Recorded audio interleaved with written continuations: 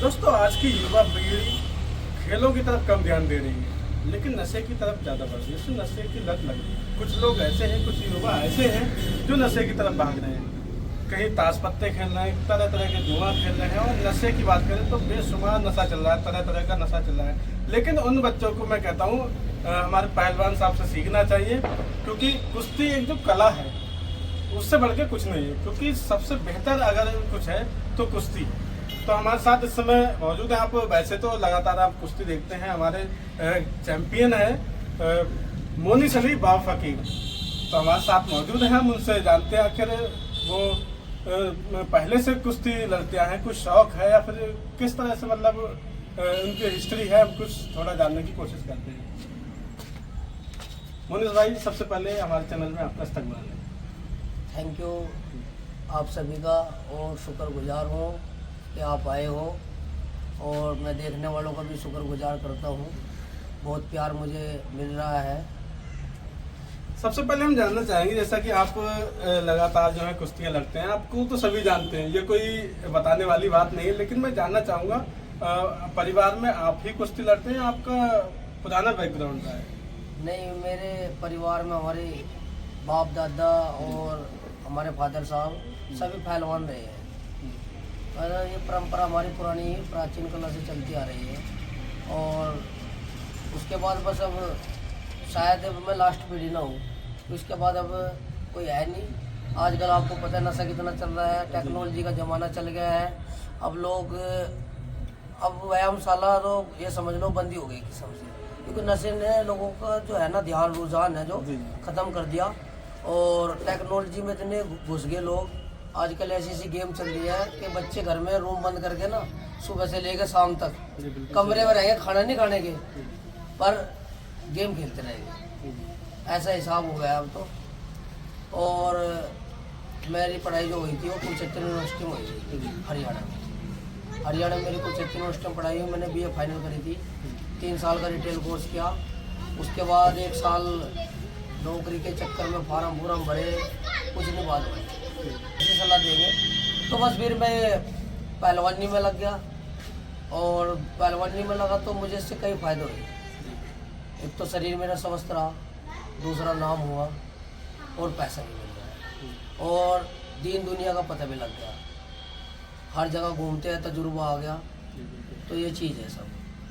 तो आप पहले तो नौकरी की तलाश करते थे, जब नहीं मिले तो लास्ट आपने ये चुना था? लास्ट यही चुना मैंने। आपको लगा कि इसमें जो है, आप ये लगा लो, कोई भी पढ़ाई करेगा, कोई भी युवा पीढ़ी हो, इसीलिए पढ़ाई करते हैं। 2 चीज़ के लिए पढ़ाई करते हैं। अगर आपके पास पैसा, आप पढ़ाई इसलिए करोगे कि आप बिजनेस करोगे, नॉलेज लोगे पढ़ाई से। हमारे पास पैसे नहीं है तो हम ये सोचेंगे कि हम पढ़ाई करके नॉलेज भी लें और कोई नौकरी वोकरी मिल जाए जिससे हमारा रोजगार चलता रहे। ये हिसाब है सबका ही। आपका नाम तो वैसे मोनिस अली, लेकिन बाबा फकीर आप लगाते हैं, तो पूरा नाम लोगों को रटा हुआ है मोनिस अली बाबा फकीर। बाबा फकीर आपका नाम कैसे पड़ा?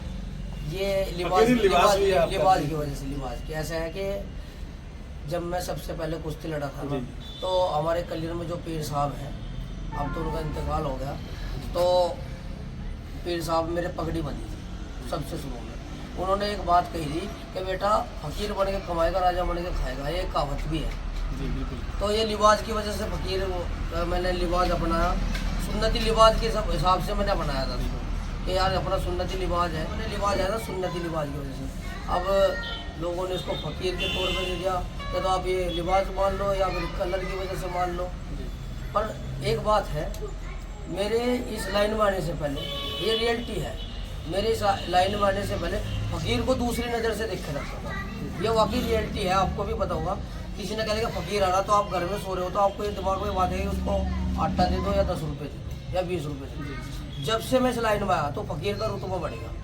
अब लोगों को पता लगा कि हाँ फकीर भी कुछ चीज़ है। बिल्कुल। हुनर कला जो है ना, किसी को बता के नती, ना गरीब घर को पता करती, ना अमीर घर में बता करती, ना फकीर में ना राजा में। जब ये कला आती है ना तो इसको सब सलाम करते हैं। जिसको हुनर आगा तो उसको सब सलाम करे, चाहे वो फकीर हो चाहे वो राजा हो। आपने फकीरी लिबास अपनाया तो अल्लाह ताला ने आपको नवाजा भी, उसी तरह से बुजुर्गों ने नवाजा आपको। आपने एक हदीस का मफ़हूम है, हमारे हदीस का मफ़हूम है कि अगर नबी के तरीके पे चलोगे 100% कामयाबी मिलेगी। तो भाई साहब मैं इस चीज़ का दावा कर सकता हूँ आज के ज़माने में कि मैंने नबी का तरीका अपनाया, मुझे 100% कामयाबी मिल रही।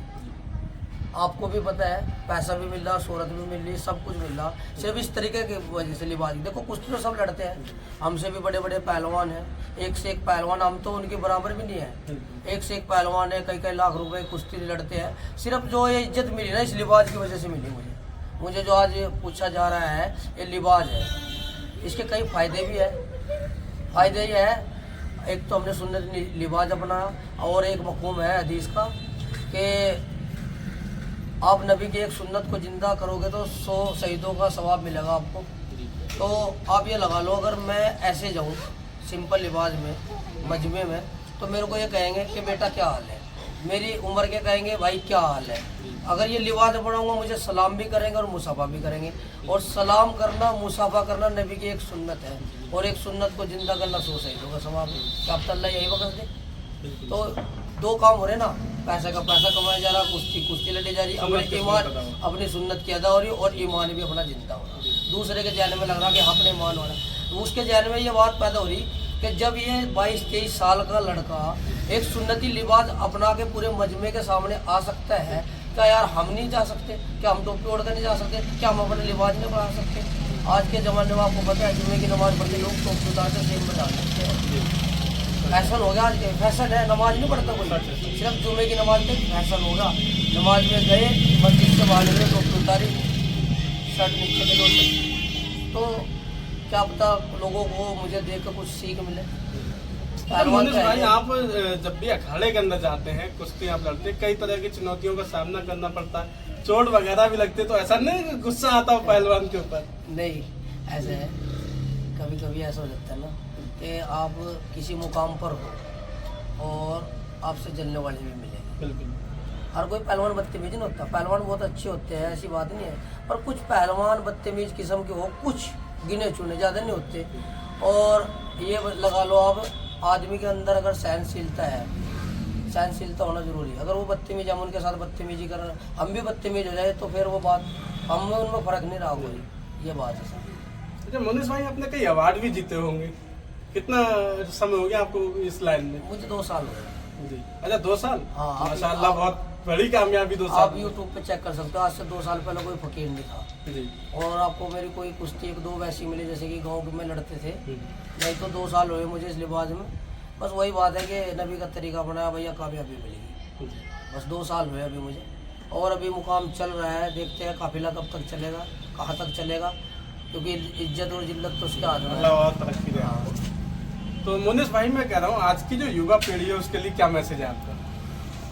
मेरा मैसेज ये है कि देखो, आज के ज़माने में नशा बहुत हो गया और गरीब भी बढ़ती जा रही, अमीरी नहीं बढ़ रही। क्योंकि अमीर तो और ज़्यादा अमीर हो रहा, गरीब ज़्यादा गरीब रहा। क्योंकि अमीर पता क्यों अमीर हो रहा, ये हमारी गलत फहमी है कि यार अमीरों की सुना नहीं, वो अपने जो इन्वेस्ट है ना बड़ा पैसा, वो बिजनेस में यूज करता है। गरीब क्या कर रहा, नशे पत्ते में खराब कर रहा। 300 रुपये की दिहाड़ी करेगा, 100 रुपये की दारू पी लेगा, समझ गए, 100 की दारू पी लेगा, 100 रुपये मोबाइल में रिचार्ज करवा लेगा, 100 रुपये में घर का खर्चा नहीं चल सकता भाई साहब। क्योंकि उसकी सोच यही है ना, सुबह काम पे जाना है, 300 की दिहाड़ी मिलनी है, 100 की दारू पीनी है, शाम को फिर घर आना है। तो उनकी सोच, उन्होंने नशे ने उनको नाश कर दिया। अगर आपका शरीर स्वस्थ है ना, तो हर चीज़ स्वस्थ है। आपके पास पैसा भी ना हो, अगर आपका शरीर स्वस्थ है ना, आप तो लाखों करोड़ों के आदमी हो। बस नशे से दूर रहो। अगर नशे में आपको आदी हो ना, आपके पास 1 करोड़ रुपया, तो कोई फायदा नहीं है, चैन सुकून नहीं आपकी ज़िंदगी में। सबसे अच्छा है अपने शरीर पर ध्यान दो, नशे से दूर रहो, खेल की तरफ अपना ध्यान दो। अगर आप खेल की तरफ भी नहीं तो आप जिम जाओ, अपने शरीर को तो बढ़ा के रखो। आप किसी खेल में अपना बिजनेस करते रहो, बिजनेस के साथ साथ नशे से दूर रहो बस। क्योंकि नशा नाश कर देता है, घर बिक जाने को, कटोरा हाथ में होता है, कोई नहीं देता खाने को। वही बात है, कोई आपको खाने को नहीं देना, बुरिया ही आपको चारों तरफ से ले। आप कितने भी अच्छे इंसान हो, अगर आप नशे के आदी हो ना, तो चाहे वो इंसान आपसे बहुत बुरा हो, वो आपको कहेगा है इसने तो नशे वाला है, भगाओ उसको, भगाओ। तो वो वाला काम है। मोनिस भाई, बहुत बहुत शुक्रिया आपने जो हमें कीमती अपना समय दिया है। Thank you. तो ये मोनिस अली बाबा फकीर, आप जिसके जो है लगातार कुश्तियाँ आप देखते हैं, जो यूट्यूब पे हमारे मोनिस भाई चैंपियन बने हुए हैं बिल्कुल। तो आप मोनिस भाई के चैनल को भी सब्सक्राइब कीजिए, और जो मोनिस भाई ने जो बातें बताई है, बाबा फकीर मोनिस भाई ने हमारी जो बातें बताई हैं उसको आप अमल में लाइएगा, क्योंकि जिस तरह से इन्होंने सुन्नत को अदा किया है और जो एक युवाओं के लिए जो मैसेज दिया है कि नशे से दूर रहकर जो है उन्हें भी इस तरह से ध्यान देना चाहिए, एक अच्छा तरीका अपनाना चाहिए। तो आप जो है एक सही तरह से चलें और जो है नशे से दूर रहें।